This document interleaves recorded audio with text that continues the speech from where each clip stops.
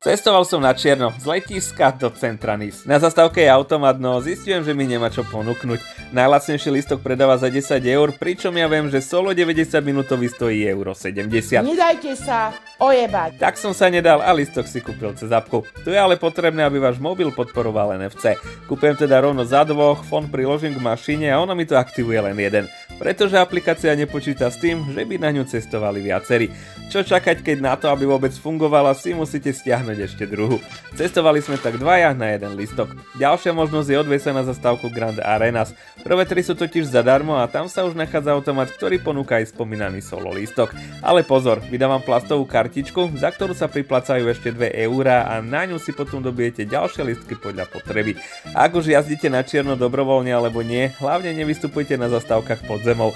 Von sa ide cez tuniket, ktorý sa ti bez listka neotvorí. Podrobné info v popise videa. Sledujte.